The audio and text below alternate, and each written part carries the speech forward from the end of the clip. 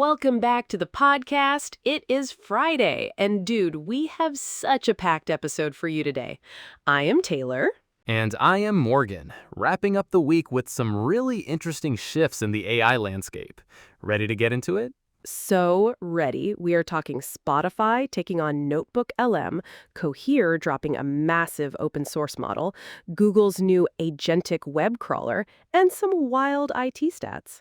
Sounds like a busy week. Let's start with Spotify. I heard they are making a big move in the generated audio space. Okay, yes, I saw on TechCrunch that Spotify is literally taking on Google's Notebook LM. They're releasing a new desktop app for creating personal podcasts. Wait, really? Notebook LM has been dominating that AI-generated podcast space lately.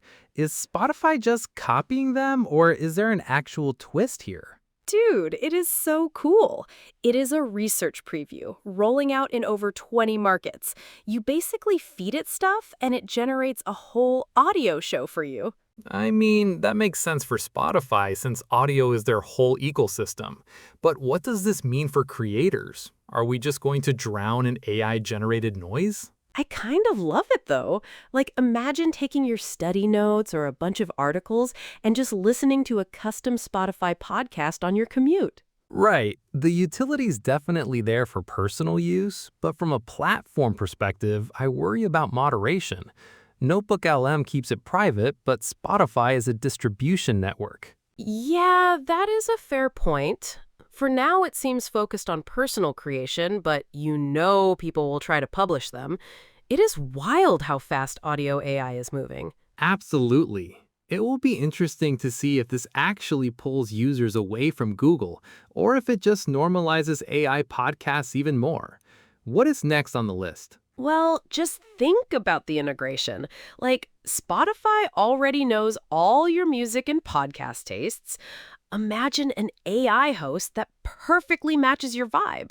Okay, an algorithmically personalized AI host does sound like a logical, if slightly dystopian, next step.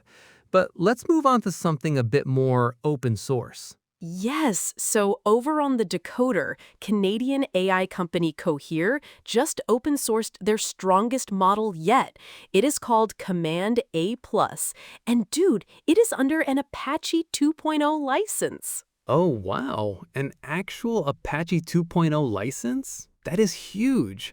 A lot of companies claim open source but bury you in restrictions. What is the catch with Command A+? Like, honestly, there does not seem to be one. It is a massive win for developers. Cohere has always been strong in enterprise, but dropping this fully open source is a massive flex. It is a smart strategic move.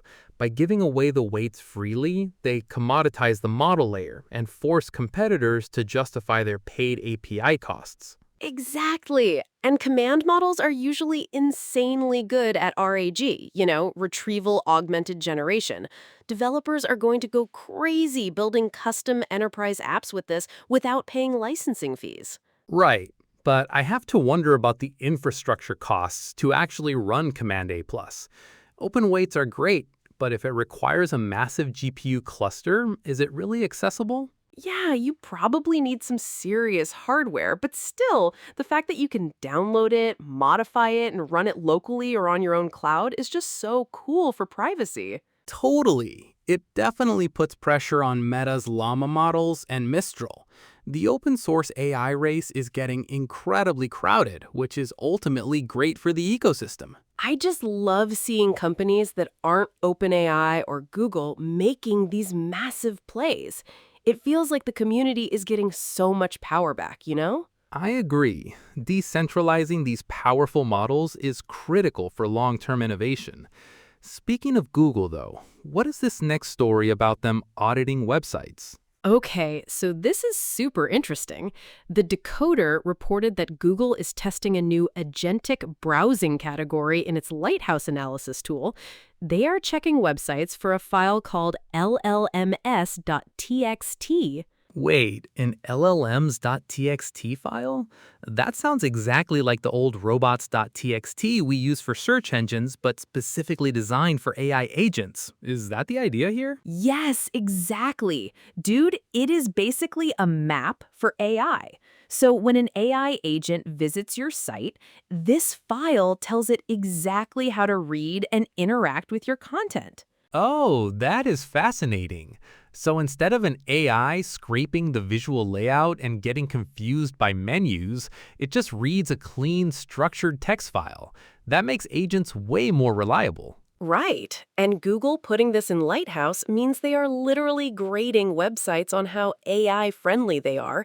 If you fail the agentic browsing audit, your site might get ignored by future AIs. That is a massive shift in SEO, or I guess AIO.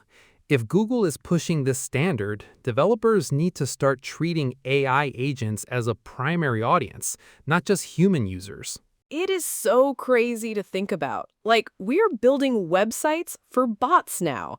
But it makes sense if we want these AI assistants to actually do tasks for us online. The real question is how quickly this becomes an industry standard. If OpenAI and Anthropic also adopt the llms.txt protocol, it will completely change web development overnight. I am definitely going to check if my personal blog has one. Spoiler, it doesn't, but I bet we see plugins for WordPress and stuff rolling this out like next week.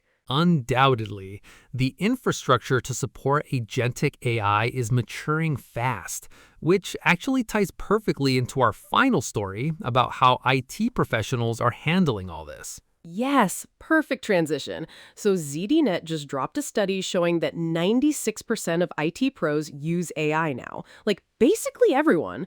But the implementation roadblocks are super real. 96% is a staggering number. I am actually a bit skeptical of that.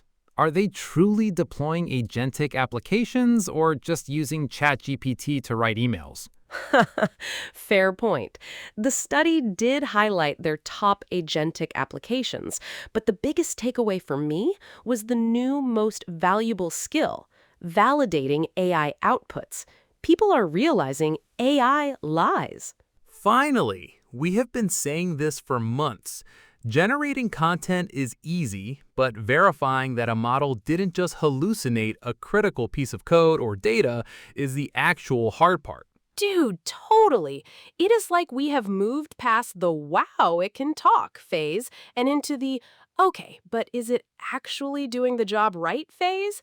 The honeymoon is over. Exactly. And that shift from generation to validation requires a completely different mindset.